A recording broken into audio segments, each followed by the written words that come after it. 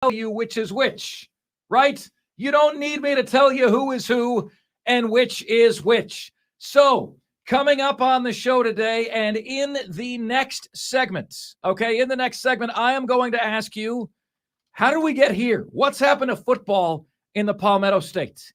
You know, I could make a very coherent argument that the best team in the state of South Carolina right now is Furman. I could make that point. All Furman does, all they do is win, win, win, no matter what. That's all they do. They go on the road. They kick ace. They take names. Top 10 opponent on the road. An opponent, Western Carolina, that has averaged 60 points a game over their last 3 games. Hold them to 17 points. Oh, that's, you got that cute little offense. This is what we do with a cute little offense. This is how we roll. Okay? So, I think that is very, very interesting. So I know South Carolina beat Furman, but consider current form. Consider current form of both teams. All right, who is the best team in the state of South Carolina right now?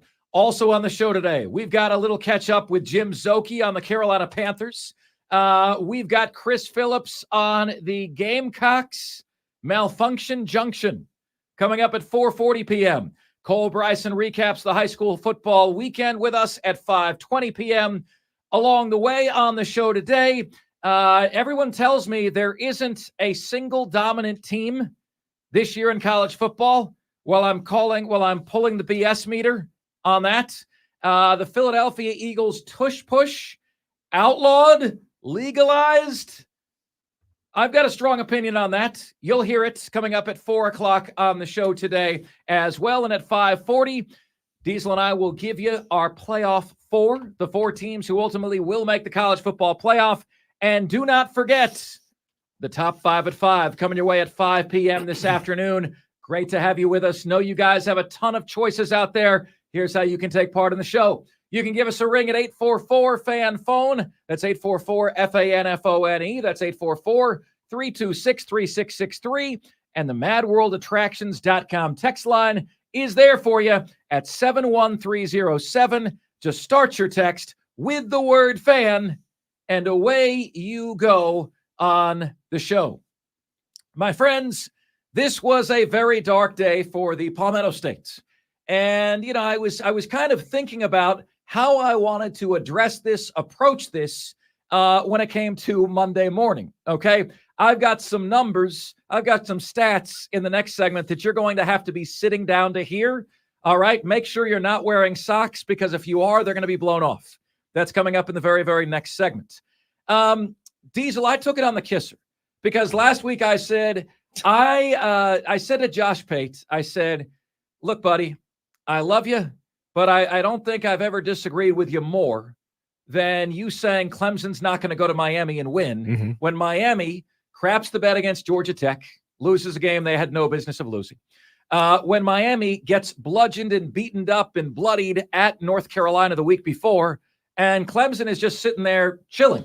Clemson essentially had 2 bye weeks. They had Wake Forest, and then they had an actual bye week, right? I don't know which bye week is easier. A team that scores 12 points or a team that, I don't know, you resting and left to your own devices and thinking to yourself. But Clemson found a way to lose to Miami that somewhat unexpectedly didn't even have its starting quarterback. We sat here, Diesel, on Friday thinking that Tyler Van Dyke was going to be playing for Miami and that Riley Leonard was not going to be playing for Duke. Well, Riley Leonard gave it a go. Tyler Van Dyke did not. And essentially, Clemson found a way to lose the football game to a team that had no passing game by virtue of starting an 18-year-old true freshman against them.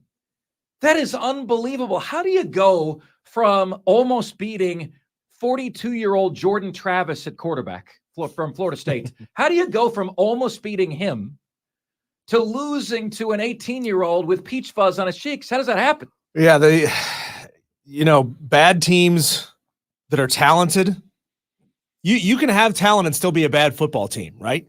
Those talented football teams with bad coaching, bad cohesion, bad chemistry, bad whatever, find ways to lose football games. that's where Clemson is right now. It's also where App State is right now. They found a way to lose a game against Old Dominion that they should have won.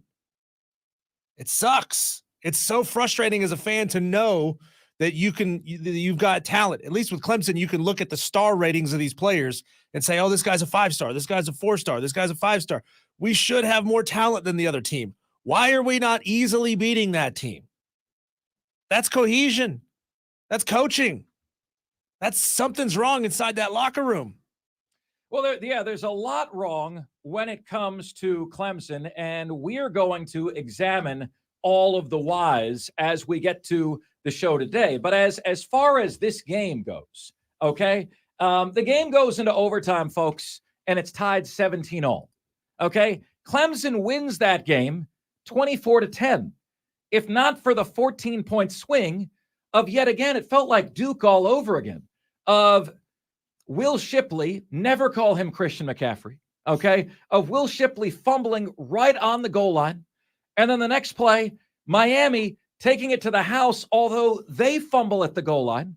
The difference is Miami falls on Clemson's fumble, and Miami falls on Miami's fumble. I mean, there's a 14-point swing right there. Minus that 14-point swing, Clemson wins 24-10, and we're not talking about this. You know, this first segment is about South Carolina and how the wheels have come off on Shane Beamer's season. And don't worry, Gamecock fans, don't worry. Your lashings are coming as well. Should we play the audio that you asked me to pull where you said you disagreed with Josh Pate? You asked me to pull this audio. You asked me to play it on Monday if it turned out that you were wrong. Oh, no. I think we have to here in the opening segment of the show. No. Here we go. Josh Pate says the wrong team is favored. Josh Pate says that team is Miami. Josh Pate is wrong.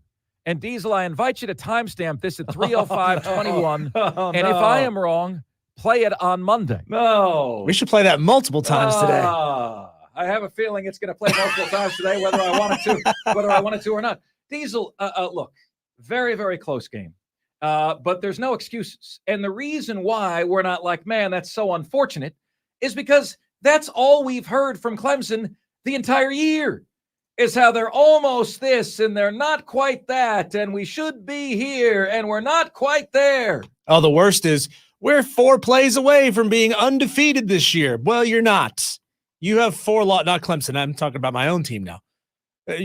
Fan base is saying they're 4 plays away from being undefeated. You got 4 losses. Stop with this. Stop with this. Well, 3 losses. It feels like 8, though. Yeah, I mean, it definitely feels like 8. Definitely feels like 8. App State's 3-4. Oh, you got 4 losses. Yeah. So, yeah, we're tired of it, folks. Like, we're tired. There was an explanation or excuse for every other outcome this season prior to Miami. Duke, the explanation was, well, Clemson should have won, but gave the game away. Florida State, well, Clemson controlled the game, but a costly fumble and missed field goal cost them. Wake Forest, the team just came out flat. No more excuses. No more stinking excuses from anybody, from any of you, okay? This is a B- or C+ team. They're an A- on defense. Why the minus? Because they play freshmen. When other team are playing portal guys as depth. They're playing true freshmen. So when you need to get a goal line stop late, you can't. The freshmen haven't developed the strength yet. Okay? And to say this Clemson team is a B- or C+ team is an astounding admission when you consider their talent, according to the 24/7 Sports CBS Total Team Talent Composite score. Okay? Well, that was ambiguous, wasn't it? The 24/7 Team Talent Composite, that's better. They're number 5 in America. They have top 5 talent in America. Phil Steele has the most accurate college football magazine over the last 20 years. Said Clemson this year is making the national championship game. Says they're the number 2 team in America. So how are we here? We're here because Cade Klubnik plays like a reckless driver, because the offensive line is like freaking Denny's. They're always open. And the defensive line relies on freshmen.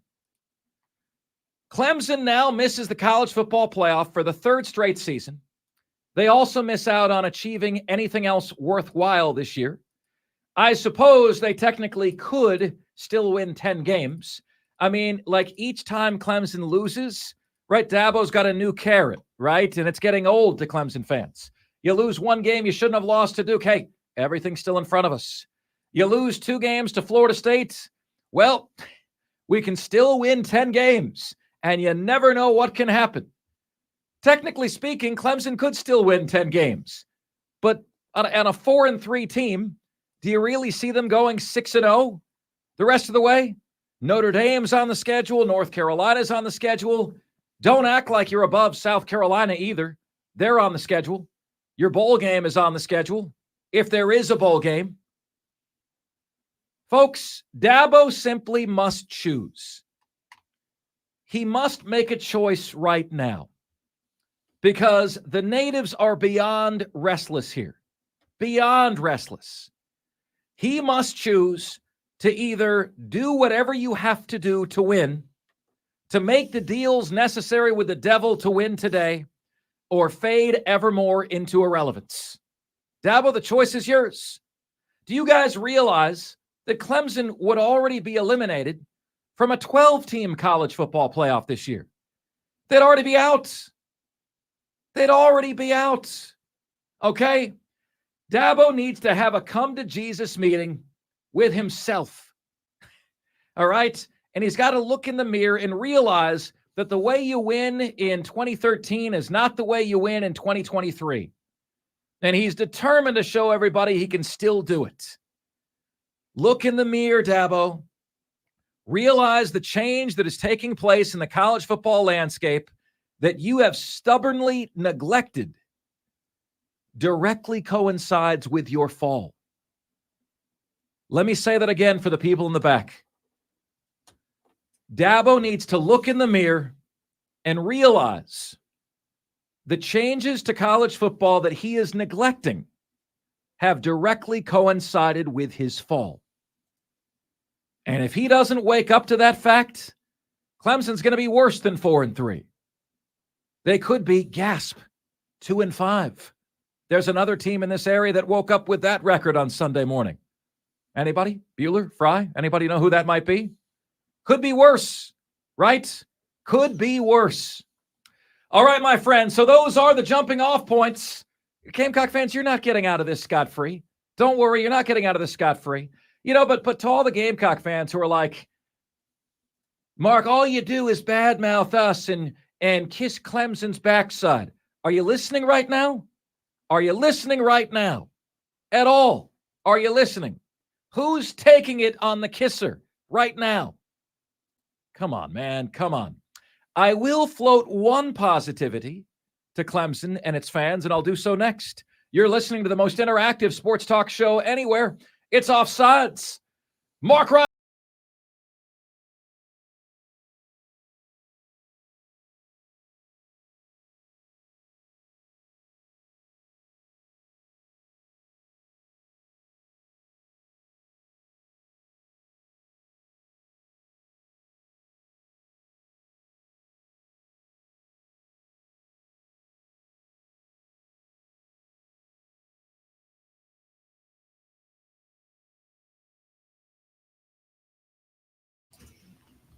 You got Madcraft calling you out, calling you a Furman homer. Hey, man, I'll take it. That's the nicest thing anyone's ever said about me. Wow, Madcraft, brother. Congratulations, man. Congratulations. Look, we're not too big around here to admit when we're wrong, okay? You had a lot of confidence in your boys. Your boys showed up. Your boys showed out. Let's forget about the fact that Miami under Mario Cristobal was 0-5 at home, having been outscored 37-17. Okay, let's forget about that fact for a minute, okay? If Clemson knew how to get out of its own way, that could have been a similar outcome. But my gosh, are there some real problems going on at Clemson right now, man? Some real surprising issues. Surprising problems to find themselves in. Folks, it is unfathomable to me how far Clemson has fallen. That is, it's just completely unfathomable to me. You know, I mean, think about where they were when I got here. Am I the bad luck charm? You know, I was accepting this position as Clemson was winning its last national championship. I was accepting this position when that was going on. First year here, they make the national championship game and they lose. That was one step back. Second year here, they make the playoff and lose. That's another step back. Third year here, they don't make the playoff. Fourth year here, they make the playoff. They miss the playoff, win the ACC. But this year, they're nowhere close to any of the above. You know, I had fans saying to me today, maybe the thing for Clemson fans to do is to close their wallets. There is a time and place for that. You know, there's a time and place to stop going to the games. All right? There's a time and place, folks, when I actually believe, you know, being one of the 1.5%ers that Dabo references, that we got 1.5% of the fan base that is holding us back, that is not with you all the time. I think there's a good time to be a 1.5%er. And that's if you're sitting here at this time next year and, you know, Dabo has decided to continue to live like Groundhog Day, supporting Einstein's definition of insanity, doing the same thing over and over again, expecting a different result. At that point, you've got a right to close your wallets and to go home and to stay home and to say, okay, like we're going to demand change here. And if Dabo won't change, then we're going to have to change Dabo. Okay? But a year from now, you're going to have the right to say that if changes aren't made. Because Josh Pate is saying this, and I am saying this, and others are saying this. You can't win doing things the way you did 10 years ago. There's a line in the movie Draft Day, Kevin Costner. You know, he's trying to get more in a trade than he did an hour ago. And he says to the other GM, we live in a very different world than we live in than we had an hour ago. We live in a very different college football world than we lived in 2013, 2016, 2018. It's a different world. And Dabo's failures directly coincide with the changes that he's not getting with. You know, baseball slide coincided with the changes in our society, us having less patience, us having less time, right? And they struggled until this new commissioner, Rob Manfred, who gets blasted, in my opinion, unfairly, had the stones to say, we need to make some changes here. We can't arrogantly do things the same way. You don't want your head coach in college football to be the newspaper. You don't want that, brother. You don't want that. Dabo, to me, right now, feels like the newspaper. But I will tell you, there is something that I want to give Clemson fans credit for.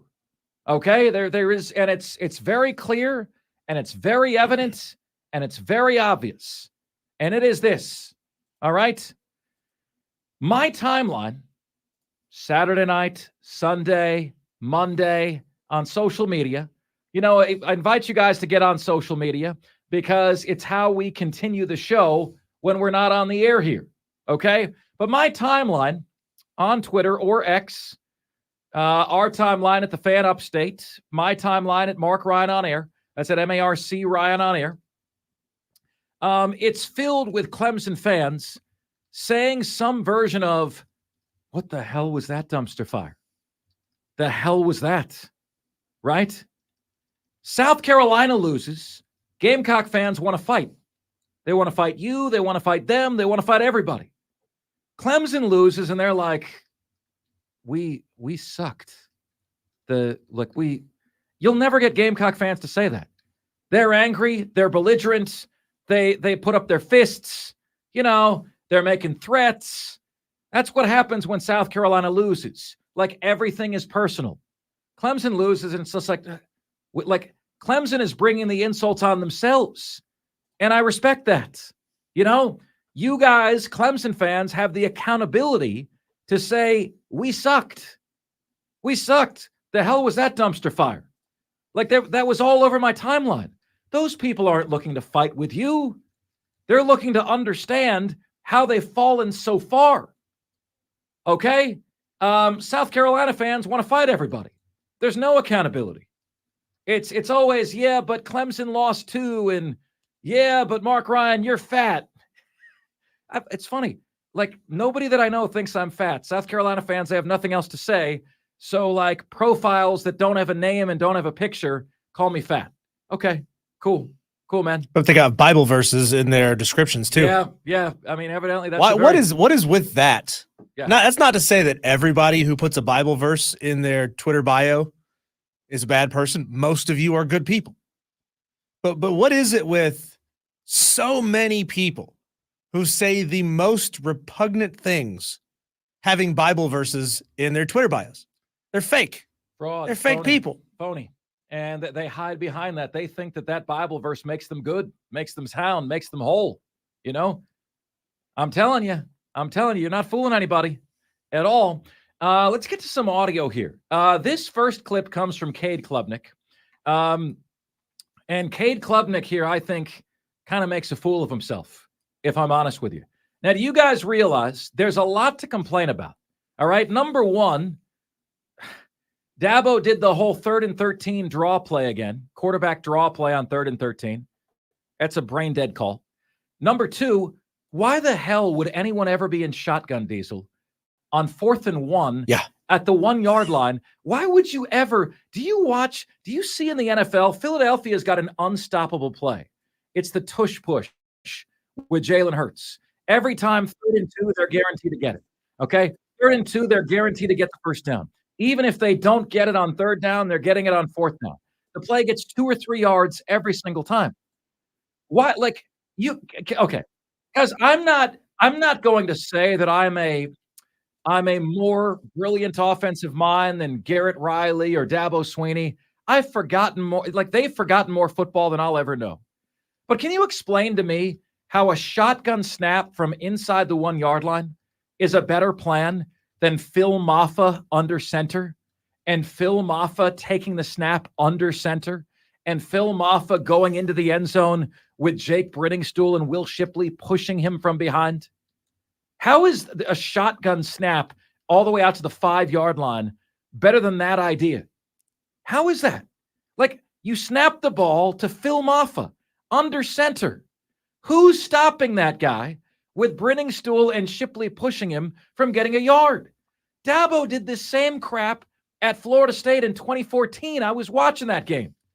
You guys know I'm a Gator. I always root against Florida State. And I'm like, okay, well, number one, why is he not starting Deshaun Watson? Number two, 4th and goal at the 1, and you're shotgun snapping it to Cole Stout? Florida State's got one thing. They've got a defensive line. You're giving them 5 yards to break through. What are you doing? What are you doing? And then Cade said, the hell with this play call. You're going to call this? Here's what I'm going to do instead. And let me tell you, Cade is guilty of insubordination here. Insubordination is not following an order from a superior. Cade was given the play. Cade did not have this audible for a play. There was no check on this play. The play was a direct handoff to Will Shipley. Cade pulled it, went outside. It was not a run-pass option. Now think about this, Diesel. Now on 2 losses this year. Clemson sent in a run-pass option. Cade runs a pass play when it's supposed to be a run. And Dabo just throws his hands up and says, I thought he would know he needs to run there. 3rd and 1 against Florida State. He throws a pass that loses 2 yards. Now it's 4th and 3, right? This is not an option. They've removed the option. And Cade makes it an option. And I want you to hear some of Cade's words here. There should be discipline for Cade on this. He did not have the authority to not run the play that was assigned to him. Second overtime, 4th down. Tell me about the call and tell me about how the execution went. Yeah, just trying to make a play. If I had the play back, I handed it out 10 times out of 10. But take full responsibility for that one. Learn from it and, keep going. Dabo said it was supposed to be a straight handoff. Is that fair? Yep. Did you see something that said, let me pull it and see if I can make a play out there? Or what? Just trying to use my instincts out there and just trying to make a play. You don't. Okay, Dizzle, cut it. He doesn't have the authority to do that. He doesn't have any instincts either. I know. This is his first year as a starter. What instincts do you have? I had somebody come at me on Twitter about this today saying, no, dude, you think quarterbacks don't have the license to change the play? Have you seen Patrick Mahomes? Bro, you just compared the leash that Patrick Mahomes has to Cade Klubnik. That's a hell of a stretch. Good boy. There. Hope you don't pull a muscle with that stretch. All right. Number two, even when Patrick Mahomes calls a check, these are checks that are previously agreed upon with his head coach. So if you get this look, you can check to that. If you get this look, you can check to that. He's got 2 or 3 things he can check to if he doesn't like what he sees. Cade had no check, hadn't earned any check, and changed the play on his own because he probably was like, the hell with this crap. I'm not doing a shotgun handoff at the 1-yard line. Shotgun handoff at the 1-yard line. Film off a direct snap under center, okay? Take the snap under center. Film off a plows forward, being pushed by Jake Brittingstool and Will Shipley. How does Clemson not score there? Come on, man. Come on, man. I believe there's a company who says it's so easy a caveman could do it. And yet Clemson couldn't. What are we doing here? What on earth are we doing here, man? It like continuously doesn't make any sense, and it baffles me. And it's got to baffle you guys at this point as well. Let's get to JD, who is up next on the show. Hey, JD, thanks for the call, man. You're Offsides. Hey, guys. Great show as always. Thank you. Yeah, I'm not a Clemson or a Carolina fan, but 2 just mind-boggling things that I heard this weekend coming out of those games. I'm going to start with Rattler first. Rattler saying in the post-game press conference that they needed to correct things, had to go back and work on things. And he said, we just came up a little short tonight. I find it interesting that he defines a 30-12 score as, quote, just coming up a little short. Well, you shortchanged him a little bit, JD. It was 34-12. You shortchanged Missouri. Oh, okay. Well, yeah. Even more mind-boggling. Yeah. And then both Dabo's explanation and Klubnik's explanation about how that last play went. Again, just mind-boggling, but it also, both of those statements by those quarterbacks, I believe, show you just how absolutely in disarray both of those programs are, and particularly communication with Clemson. It's no wonder that you've got a rookie, quote-unquote rookie quarterback who looks like he is dazed and confused out there when you still seemingly have 2 people trying to call plays. Yeah, look, and I get the sense, JD, and I don't know this, buddy, but you tell me what you think. I get the sense that Garrett Riley isn't getting to use his entire playbook, that, Dabo's having more say over this because I'm still seeing Daboisms in the playbook, and they seem to be coming out at the worst times. They've got a 3rd and 13 in the red zone, and they call a quarterback draw. You only do that if you have no trust whatsoever in your quarterback. They have no trust in Cade. You don't even go for the first down. You don't even go for the touchdown. 3rd and 13 quarterback draw inside the red zone. How does it make any sense, JD? How does shotgun on 4th down from the 1, snapping the ball all the way back to the 5-yard line, how does that make any sense? Makes about as much sense as what the Seahawks did in the Super Bowl. It makes absolutely zero sense. But I think that it shows you again, desperate times cause desperate people to do desperate things. Yeah, and it's how do we perform under pressure? How do you behave under pressure? And it's like we're learning some weird things, man. Like there's some serious choking going on in Clemson in key spots. And this game had that bleep feel to it the entire game once Will Shipley fumbled at the goal line. It had that, oh my gosh, here they go. Then in the 4th quarter, it's 17-7 Clemson. And the feeling was, how are they going to blow it? How is this game going to be blown? Yeah. And one of the other things that it's going to absolutely set Clemson back in is recruiting. When recruits look at this and go, I really don't think I want to play for a program that looks like and acts like and proves that they are in disarray. And you have that combined with the adamant stance of Dabo not wanting to go into the transfer portal. So you get recruits walking away, and you have no desire because of your philosophy to go into the transfer portal. You're going to continue to see the talent level at Clemson continue to drop off the ledge. And unless Dabo makes those changes, JD, you're 100% right. Thanks so much for the phone call, man. Do greatly appreciate it. Let's see what you guys are saying on the madworldattractions.com text line. Complete and utter embarrassment, a texter says. The epitome of this season. It feels like 2010 all over again. Now I'll be shocked if the Tigers make a bowl game. Texter says, Mark, no reason to talk South Carolina, Mark. No reason at all. Just forget about us, please. Our number 2 is for you, sir. It's for you. Texter says, Mark, the how they lost is Clemson is dead last in the nation in fumbles. That's right. They've lost 10 fumbles this year. But again, that's the responsibility of C.J. Spiller, Garrett Riley, right? When Urban Meyer got to Florida, he completely shifted how running backs were carrying the ball, and high and tight became the thing. And if you didn't hold the ball high and tight, you didn't play. You didn't play. That fumble doesn't get recovered if George doesn't hustle down the field. Excellent awareness and effort, so says Mad Kraft. Mad Kraft, that's right. And you guys made the plays to win. At the same time, Mad Kraft, you know you don't win that game without that 14-point turnover. The thing is, Miami was opportunistic and Clemson was fatalistic, and that's the difference. Texter says, sounds like Clemson has become just another chaotic ACC team. Texter says the Clemson game should not have gone into overtime. Miami clearly got a safety that wasn't even overturned on replay. That was weird. I got to be honest, that was really weird. This is the new normal for Clemson, says Jeff and Greer, leading the nation in fumbles, losing games we win. It's awful, and they haven't corrected it, and they haven't fixed it. And Cade himself leads the nation in fumbles. Guys, Klubnik had Gumby legs on that last run. Cade should be benched for that last run. I'm serious. He should be benched. That was not the call. You know, like he's punching above his weight to make that call. That's not his call to make. Let's see here. Another guy saying, Mark, no need to talk about South Carolina. Just leave us alone, please. I've been heard enough. Second Gamecock fan who said that.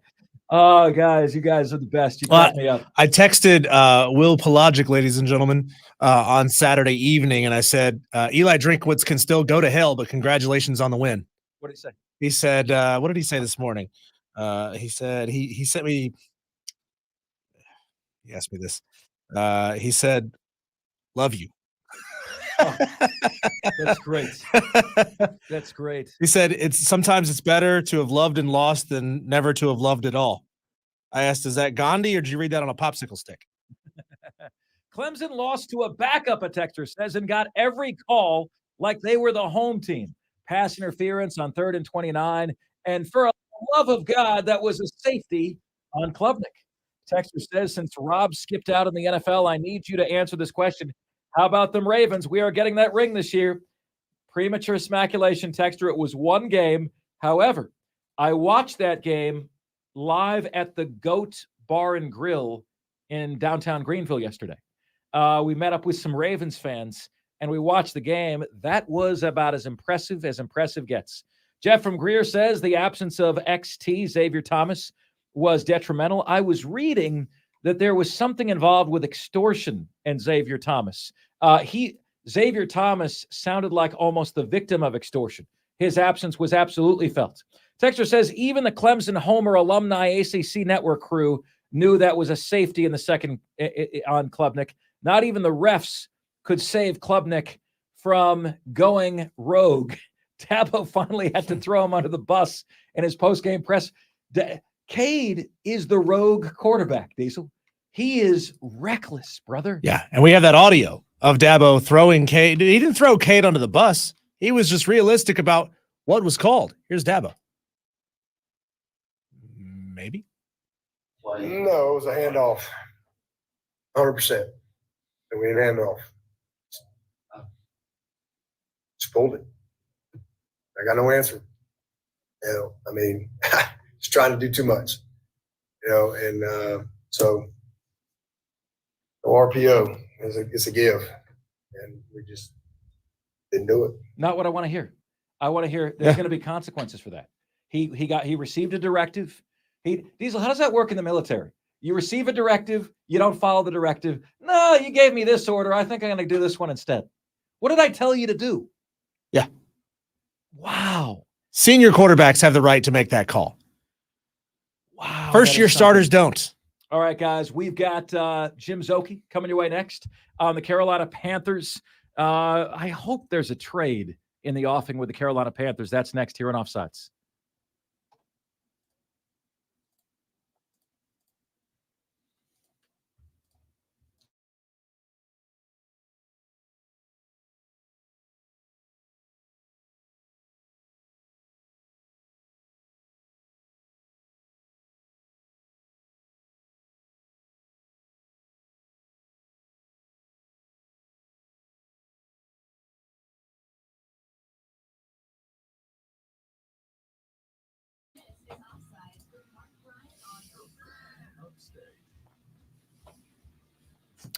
It's Offsides. Mark, Ryan, and Diesel. We are the Fan Upstate. Joining us as he does each and every day at this time is one Jim Szoke of the Carolina Panthers broadcast team. Always dealing with a tough season with a smile. Jim, have you considered just the combination of what's going on in our market right now? Like, we've got the Carolina Panthers, the NFL team, 0-6, the South Carolina Gamecocks 2-5, and the Clemson Tigers 4-3. Please tell me, sir, this gets better sometime soon. It always gets better eventually. It may not get ready or better as soon as we'd like for it to be, but it happens. I may have said it here before, and you guys know it anyways, but I've been doing this for 29 years with the Panthers, so I've been through 1-15, and I've been through 15-1, and it's we don't control that part of it. We just you ride it out, and the thing that usually happens if it doesn't go well, changes are made, new players are brought in, things get shifted about, and you get better. The year the Panthers went 1-15, 2 years later they were playing in the Super Bowl with John Fox and Julius Peppers, drafted the year after that. So college is different, of course, especially with recruiting and transfer portal and all that kind of thing. But it's never fun during the times when things are not going the way you want, but you just have to kind of like earn your fan stripes during that time and appreciate the winning times when they're there. Jim Szoke joining us. Jim, how did the team spend its bye week? What were specific areas of focus? They practiced last week, or mainly on Monday, honestly, and then Tuesday and Wednesday was more like a walkthrough. And then basically took a break as far as the players were concerned. I think the coaches put in a little bit more time. But, from that point after Wednesday off, it's the one bye week during a 17-week regular season. So it was spent, honestly, giving them time off until today. They're back at it. And then, the regular week heading into this one, getting ready for a home game against Houston. So I'm sure for the coaches, it provides more time to kind of self-scout and do the planning for this week's game and kind of evaluate some things overall. Coach Frank Reich did talk today and said he will not update any injury situations until Wednesday, and they don't have to, and that's why they'll wait until then. So that's kind of where we are right now. Jim, last week we had on JJ Hardy of the Panthers Culture podcast, and we were talking to him about Thomas Brown and the decision to hand play calling duties off to Thomas Brown.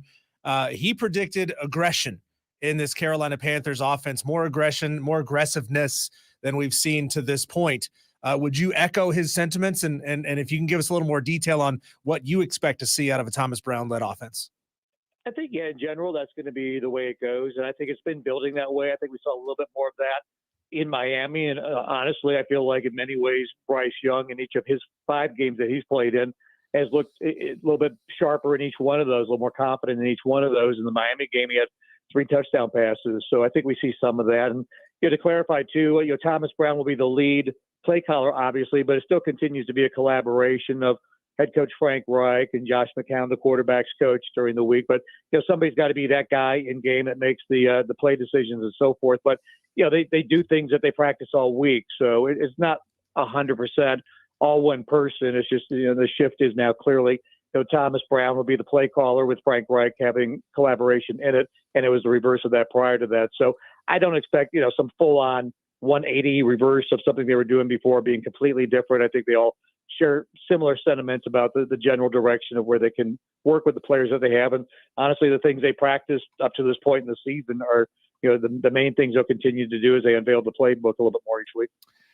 The Texans come to town this week, Jim, and I'm looking at this. Before the season, it wasn't thought that Carolina and Houston were in vastly different places, but they seem to be in different places now. As you study this Houston team, how are they doing what they're doing? How are they exceeding expectations in a way Carolina clearly has not been able to? Well, again, to me, short sample size, 6 games into a 17-game schedule, so we evaluated on that. But clearly, C.J. Stroud has had more success overall, 9 touchdowns, 1 interception. So what they're doing with him, obviously, is working right now. He didn't even throw an interception until his past game, I believe. So he's played very well at a high level. The record's 3-3. So again, it's not like they're 6-0.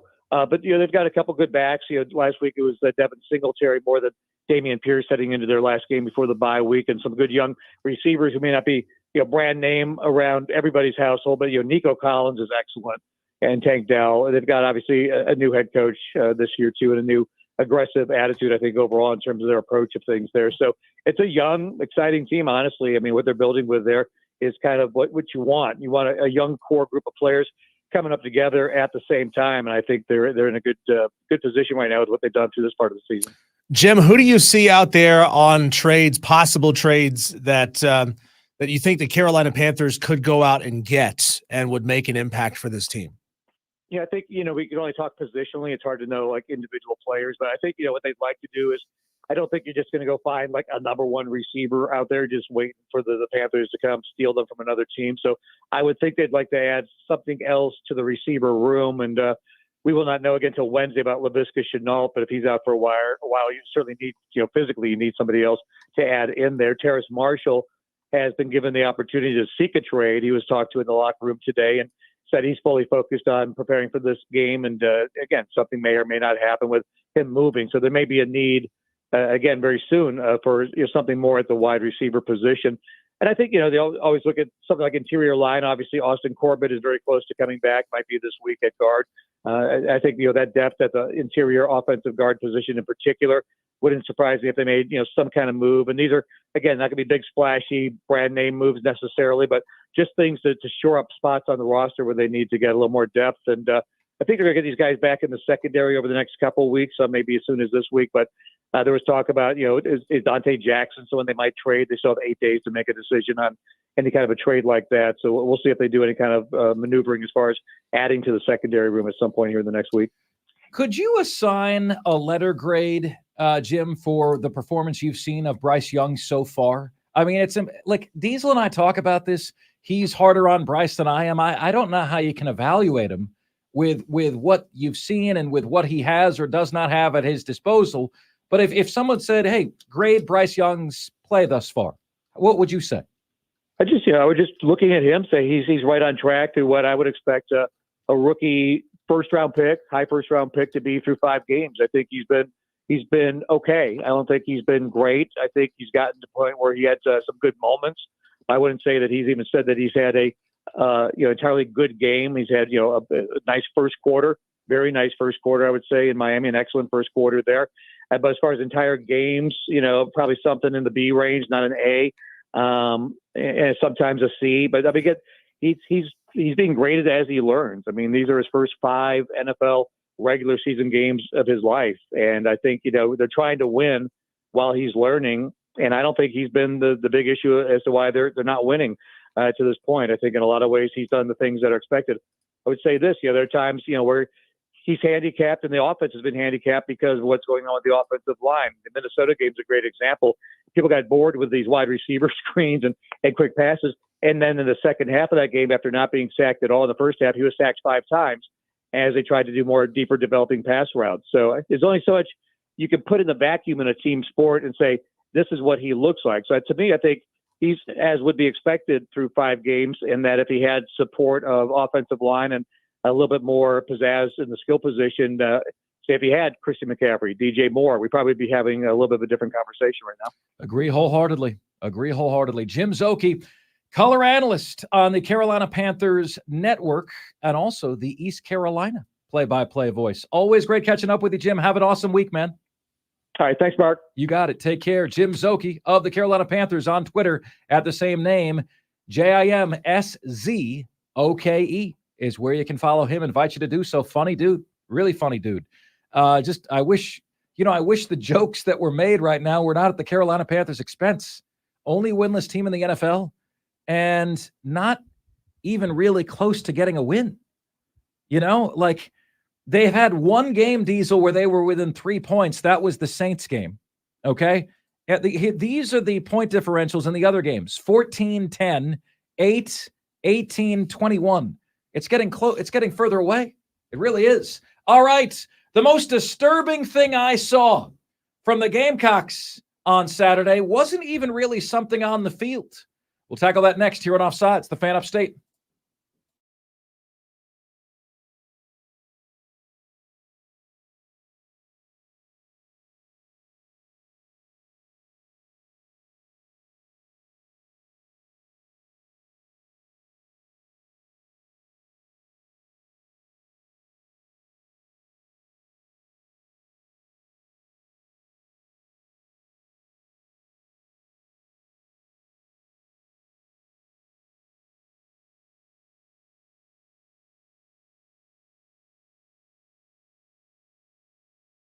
What the hell was that, Gamecocks?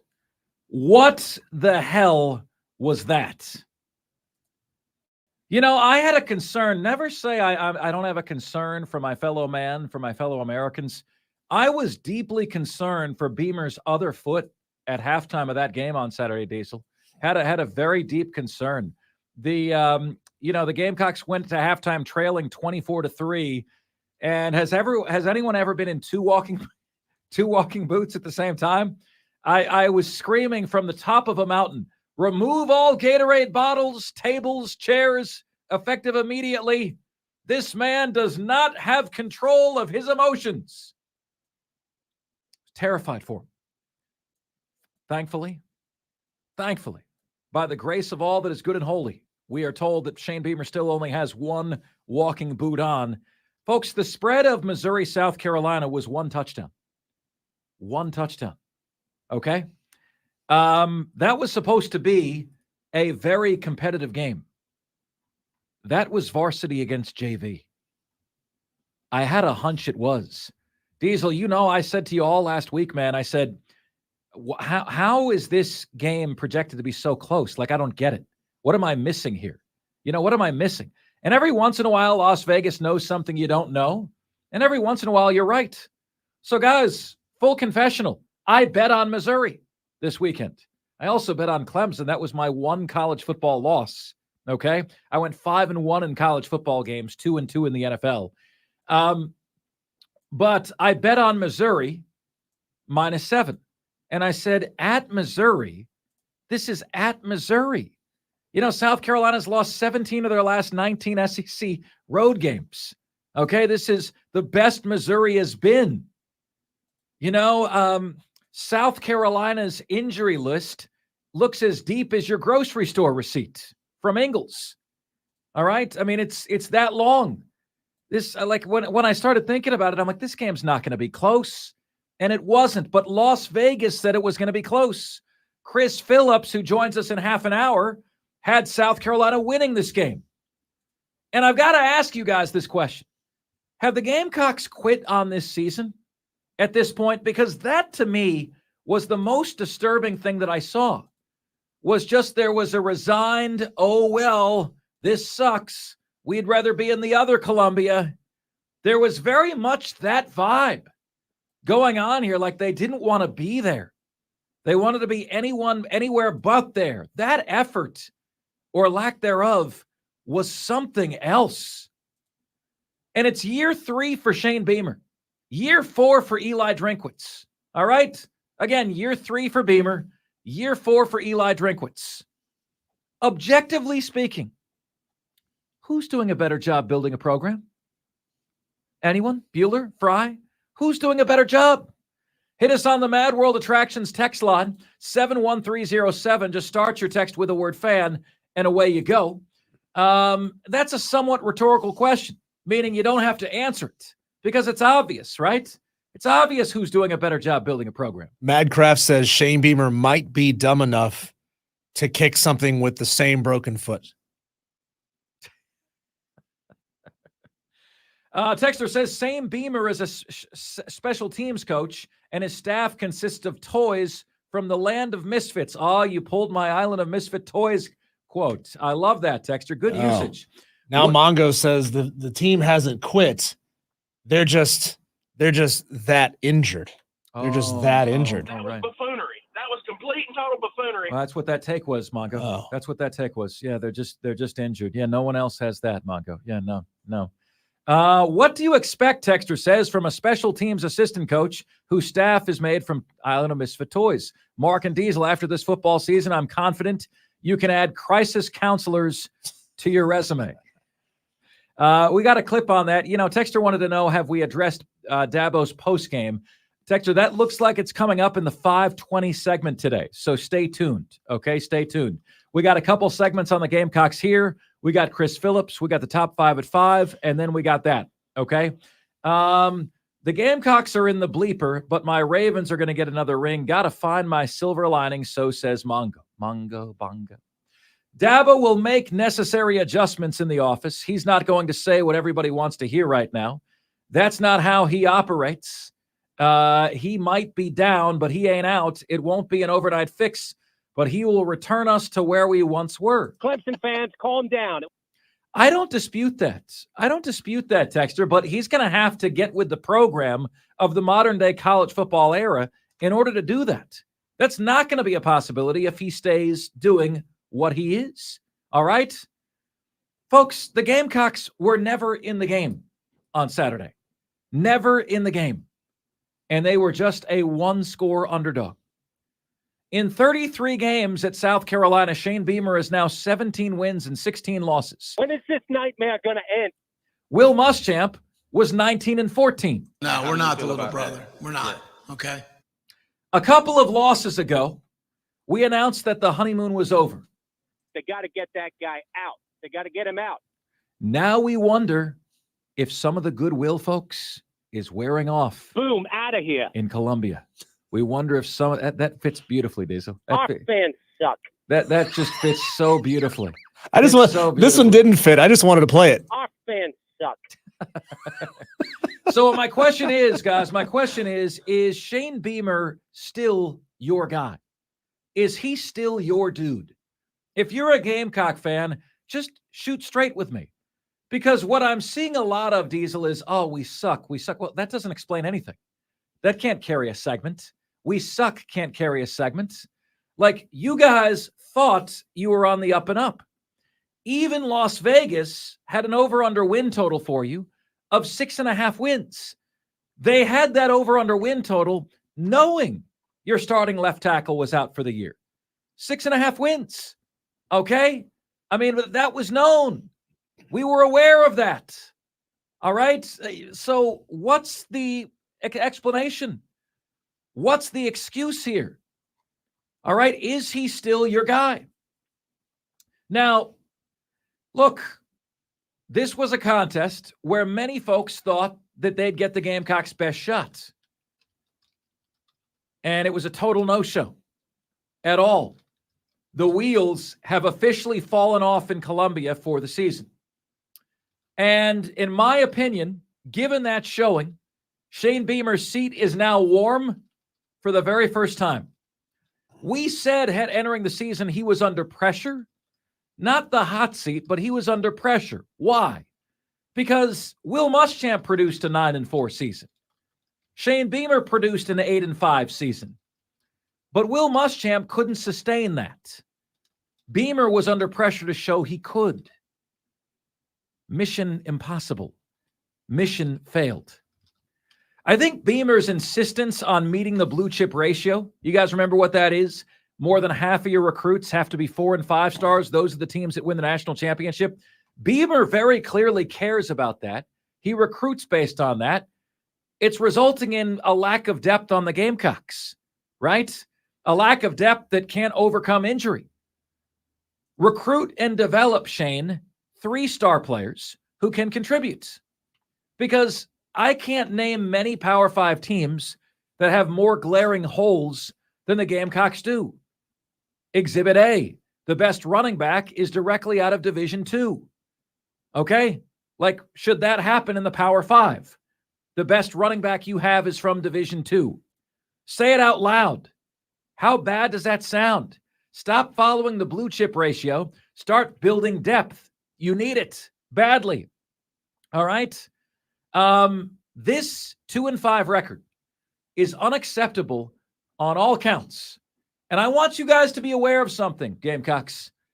I picked you to beat Texas A&M. As of right now, I am not coming off of that pick. If I pick you and you let me down, that's it for you and I this year. That's it. All right? And again, remember the difference between you and Clemson fans. You know, Diesel always says about how much you guys are alike. Well, Clemson fans are like, oh my God, we suck. What is going on? What caused this dumpster fire? Like, Clemson fans are looking inward. They're accepting accountability. Dear God, we suck. May God have mercy on this program. Right? Gamecock fans want to fight everybody. And no, Texter, it's not every Gamecock fan, but on my timeline, it is. On my timeline, I'm seeing Clemson fans accepting accountability for their team, and Gamecock fans want to blame everyone but themselves. You know, like, that's, guys, we're all products of our experiences. Okay? That is my experience. If you don't want me to say that, then talk to Gamecock fans so I don't have that experience. Okay? Because, you know, I say, you know, my opening statement on Clemson and Miami, okay? On Clemson and South Carolina were the following. Okay, you tell me if this is homering it up for Clemson, okay, or, you know, kicking South Carolina while they're down, which is what I've heard a lot, okay? Clemson has had a different reason or excuse for every other outcome this year prior to Miami. In Duke, they should have won but gave the game away. Against Florida State, they controlled the game, but a costly fumble and a missed field goal cost them. Against Wake Forest, well, the team came out flat. No more excuses, Clemson. No more excuses. That's what I said to them. My opening salvo on South Carolina was very simply that they were in a contest where many thought we'd see their best shot, and they were never in the game. The wheels have officially fallen off for Columbia. And given the showing, Beamer's seat is now warm for the very first time. I think I'm hard on both teams. I think I'm hard on both programs. The difference is Clemson fans take it. They like the tweet. They retweet it. They say, you're dead on, Mark Ryan. South Carolina fans say, you're fat. You're fat, Mark Ryan. Man, you're fat. Bet you wouldn't say that to my face. Ooh. As he types that out on a keyboard. Yeah. Come on, man. Come on. You wouldn't step to me. I mean, I'm not stepping to you, but you definitely wouldn't step to me. Well, I'll step to the goose that is your profile picture. How about that? How about that? All right, my friends, your thoughts on this. Have you soured on Shane Beamer? Is he losing some of the goodwill that he garnered? Is Shane Beamer still your guy? 844-FAN-PHONE. That's 844-FANFONE. That's 844-326-3663. And we'll tackle that next, right here on the most interactive sports talk show anywhere. It's Offsides. Mark Ryan and Diesel. And we are the Fan Upstate.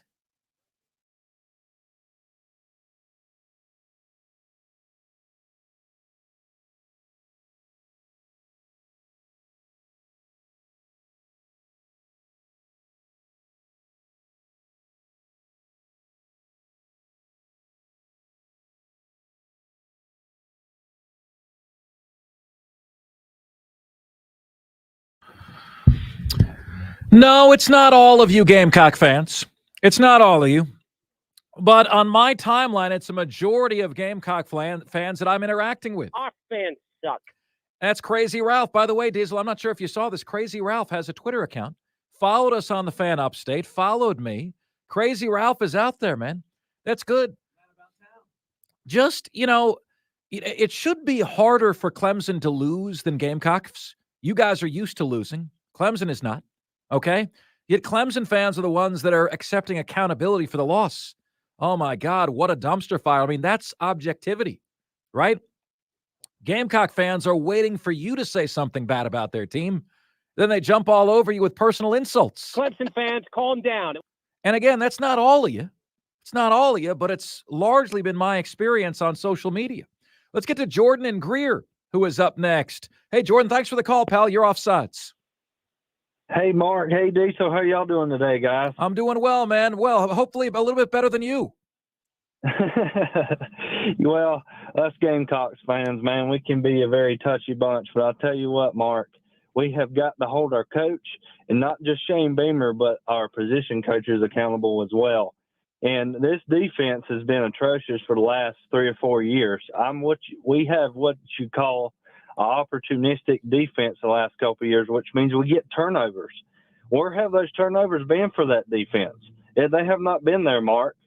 So you're not good at stopping the run. You're not good at opportunistic, and you're not good at bend or don't break. So where is this defense, and what's the strength of this defense? We don't know what it is. They're not creating. They're not creating turnovers. They're eating apple turnovers. That's the problem, Jordan. That's really the issue there. That you are outrushed 220 to 69, and that's not the good kind of 69. Yes, absolutely. And back to your point with the running backs and the offensive line, man, you have Spencer Rattler, the hottest quarterback last year, one of the hottest quarterbacks in the country, and you can't get any offensive linemen and running backs to come play with this guy. I mean, that's just bad recruitment on Beamer's part, right? Well, you missed the transfer portal guy, and I'm blanking on his last name right now, that LSU got. And he's been a real difference maker for LSU. I'm blanking on the LSU running back's name, but that was the guy South Carolina really wanted, and you missed on him. Right. So what's going on here is the defense under Clayton White has gotten no better, okay? And the offensive line has gotten worse. And when you lose Marshawn Lloyd, you lose your offensive line, you lose your starting left tackle, right?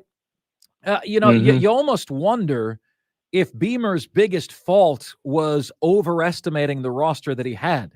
He needed to fill a lot more holes than he has, and now we're midway through the season, the wheels are falling off, and the solutions aren't there for him, right? Right, and one point on that offensive line, it's not an excuse by no means, Mark, but you have 10 offensive linemen that are hurt, and that does hurt. You're way at the bottom. But it's the next guy up mentality, right? I mean, everybody's got to have that. Injuries is a part of the game. Juice Wells is out. Xavier Legette. But these guys have got to be taking reps on offense and defense like they're the next man up. And I'm not seeing that kind of coaching. I'm not seeing that kind of mentality.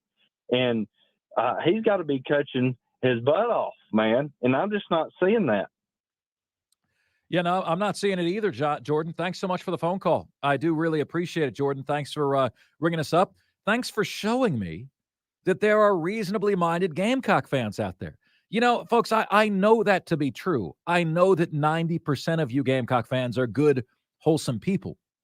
But the 10% are the most vocal. I think Dabo was saying this last week, man. He was like, social media has given a loud microphone to the vocal minority, and they all seem to want to come at me. You know, they don't like the truth telling. They don't. Well, I'm sorry. I've always been Jim Carrey in the movie Liar, Liar. I cannot tell a lie. Let's get to John Edward Kruger in Rock Hill. Hey, John, what's good, man? Well, that went pretty much out of that much. And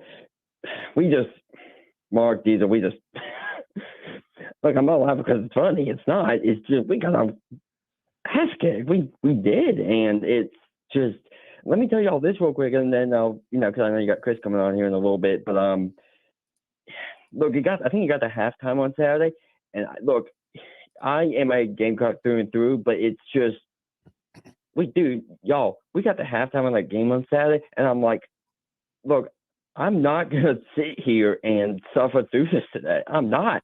There's plenty of other good games on. And, I did keep up with the game in the second half, but it's not like I was invested in it, if that makes sense. 100%. No, John, 100%. So here's what I want to know, John. Are you still standing with Shane Beamer? Is he still your guy? Or is that waning? No, he's still my guy. I just think I do agree with you. I just heard you say he probably overestimated in a way how good some of these guys weren't. No, sorry. He probably thought some of these guys were better than they actually are. I had to rephrase how I said that, but he really drastically overplayed his hand, and now there's not much he can do, and he doesn't have the depth. I also think, John, he's not going after the 3-star players anymore because he wants to hit the blue chip ratio, and it's resulting in him not having any depth on the team, and the best running back is from Division II, and starting offensive linemen are from Yale. You know what I mean? And it's just that's not SEC caliber. That's not an SEC caliber player. And so, Missouri's having their best year in forever. And you expect to go to Missouri with a Yale offensive lineman with a D2 running back and come out with a win? Like, come on, man. It's just, it's not going to happen. And he's really, his job is roster management. And John, I actually think for the first time since he's been in Columbia, his seat is warm for the first time. Let me ask you this real quick. I got some, you asked, sorry, I didn't answer the question about Beamer, if it was waning or not. I don't think for me personally it's waning quite yet, but I guess I've started to realize if this is, let's just say, for example, year 5 and year 6 and you're still having issues, I will start to maybe come around. But as of right now, to answer your question, no, he's still my guy, and I don't think it's waned, even though there are questions on the team. What was your other question you asked me? Well, I just asked, is he still your guy? Yeah, he is. The seat warm? I think now. The seat is warming up. John, thanks so much for the call. Good to hear from you. I appreciate the calls, guys, on this. A lot of Gamecock fans want to chime in. If you're a Gamecock fan, just riddle me this. Am I being fair? Am I being fair? And if I am being fair, can you guys have the hard conversation with some of the other bottom 10%ers of the Gamecock fan base and let them know that Mark Ryan has been nothing but fair? You would think that today you should be fielding a cavalcade of "I'm sorry" phone calls and text messages. But that's not how it works, Diesel. When you're wrong, we shouldn't be able to get to the rest of our show with so many interruptions for "I'm sorry" phone calls. Yeah, not how God, it works. Mark, we were really rude to you. We've been really mean to you. It's not going to happen. God forbid you guys on Offsides were actually right about us. Wow. It wasn't just hate. You were right. All right, we got Chris Phillips coming your way next, right here on the most interactive sports talk show anywhere. It's Offsides. Mark, Ryan, and Diesel, and we are the Fan Upstate.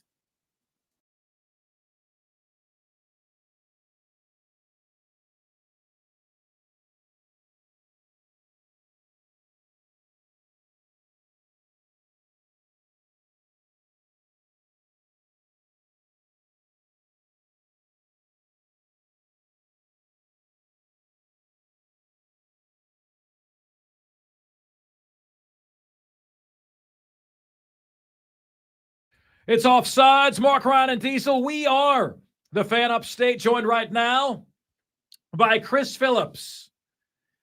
Chris, you picked the Gamecocks to beat Missouri. Waiter, can I have one of what he's having? How did that happen, Chris Phillips? What did you see that none of the rest of us saw? Chris, are you with us? Okay. 844-FAN phone. That's 844-FANFONE. That's 844-326-3663 is the number to get to us on the show. And Chris Phillips will be joining us momentarily here on the show. Texter says, this is a text of the day, a nominee. Text of the day. Diesel, we got to start doing something for the text of the day nominees. Texter says, I just saw where the Clemson South Carolina game is going to be aired on Comedy Central. Texter says, Mark, you have been fair on the Gamecocks.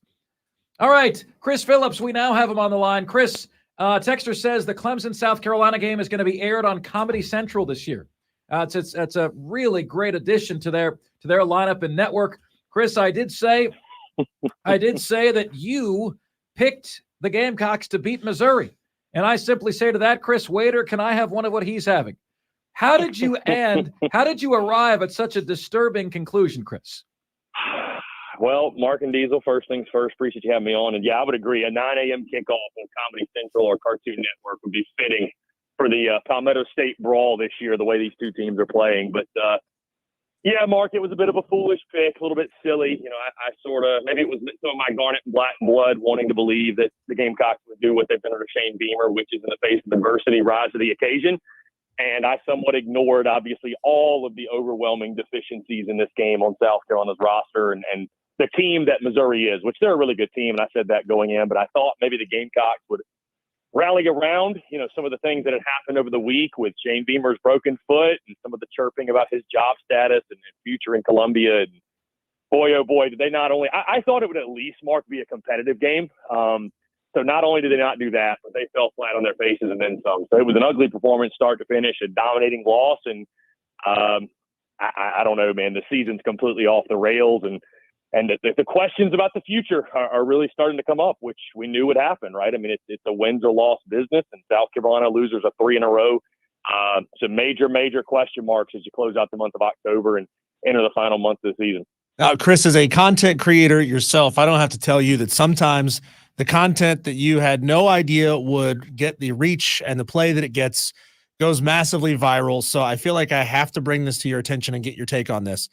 Man of Tomorrow on our YouTube stream says South Carolina to the Little Debbie Apple Turnover Bowl confirmed. And I, you know, just as a silly little comment, power ranked my 3 favorite Little Debbie snack items. And it's turned into this massive thing with 20, 30 replies to this about Little Debbie snack items. What is your number 1 Little Debbie snack? Oh, that's a good question. Fudge rounds, Christmas trees, oatmeal cream pies, if you want to go the Nick Saban way. I would probably go oatmeal cream pie, to be honest with you. Good choice. Yeah, I'm not a huge Little Debbie snack guy, to be honest with you. Like, I don't have a major sweet tooth, but the Christmas trees are also incredible. That's a sleeper pick, I think. Those are very, very good. They're better than actual season, Christmas right? We're close. Yeah. Yeah, exactly. So, no, I'd probably say oatmeal cream pie. That was the one I feel like we always had those stocked in the pantry growing up as a kid. So those are the ones I'm probably most fond of. See, Chris, you did have fun in this interview. Okay, look at what just happened. Yeah. You did. You Dude, thought at this point in the South Carolina season, all you can do is laugh. I mean, you'll drive yourself crazy trying to make sense of it all, or you know what I mean? You just have to laugh it off at some point. Both South Carolina and Clemson fans. So we're both at that point right now, which is weird, guys. This feels like the rivalry back when I first became a fan, end of 2002, beginning of 2003 when I was a kid, when this is what it came down to. South Carolina and Clemson were both meeting in that game at 5 and 6. Winner goes to a bowl game, loser goes home. That was a big part of the bragging right. So I feel like we're kind of reverting back to that. It's a strange year for football in the Palmetto State. So Chris, let's get to some of the 5 W's here and the how. But first of all, a deep dive question. I believe Beamer's seat is now warm for the first time at Columbia, because I believe he greatly overestimated what he had on this roster. Greatly, Chris. I think he's overvaluing the blue chip ratio when his roster isn't ready for him to be doing that yet. This team needs a bunch of 3 stars to be depth, and there are none. The running back is from D2. The offensive lineman is from Mercer and Yale. And Vegas knew this was a 6.5 win team. That was the over-under. They set that when they knew the left tackle was going to be out. So it's not like that was a surprise to anyone making the prognostications. Should Shane Beamer, should his seat be warm right now? I think so, Mark. I mean, I think it's fair. I think for me to say that it absolutely should be his job status 110%, I'm 100% behind Shane Beamer. We're going to talk about this more on the show tomorrow in detail, just kind of a State of the Union address of where we are in year 3 of Beamer. But, I mean, how could you say it shouldn't be a little bit warm? I mean, when you look at this roster and this football team, and you mentioned, Mark, the way it's been assembled, I was asked over the weekend by someone on our live show, our post-game call-in show, Chris, you put all the, you call out the coordinators, Marcus Satterfield, Clayton White, others when they're a problem. What about holding Shane Beamer accountable? And I wanted to make the point that I absolutely do hold him accountable, because at the end of the day, guys, this is his roster. Nothing happens at South Carolina. Nothing happens with South Carolina football without him signing off on it. So, I mean, guys, I think absolutely Shane Beamer should start to feel a little bit of heat. I'm not saying he should be on the hot seat, but I mean, it's not just, guys, that you're losing. It's the way you are losing. And you lack depth here. You lack depth there. The O-line this, the DBs that. Well, who put that roster together, guys? So at the end of the day, I mean, he's getting paid $6.5 million to figure it out. And I thought South Carolina, guys, picking 7-5, I thought a step back was very possible. I thought 6-6 was much more likely than 8-4 because of some of the question marks you had on the roster. Jalen Nichols going out in the spring game at left tackle, like we mentioned, but not even I saw it getting this bad, this abysmal, this out of sorts. And that falls on Shane Beamer. So I think, guys, it's fair right now. I'm not saying that I'm not calling for his head or saying he should be fired, but it's absolutely fair that Shane Beamer's seat is warming up, or dare I say warm at this point. It's like you said, Mark, before. I mean, it's a good thing to have pressure. It means there's expectations. There's a standard of winning. And South Carolina is falling well below the standard that I think folks, we're expecting this football team and program to be at in year 3 of his tenure. And it's just not even close to where it should be, in my opinion. Chris, you began your professional endeavor covering the Gamecocks because of your fandom. How do you separate your fandom from your job, which is to create content about right now a bad football team, which isn't fun. It isn't fun to create content about a bad football team. Was there an aha moment in your brain at some point early on in your tenure doing this that you just said, you know what, turn that off? It's not about protecting the team. It's not about protecting the feelings of those involved. It's just about creating the best content I can create. Well, that's a great question, Diesel. And I go back to when I was a kid.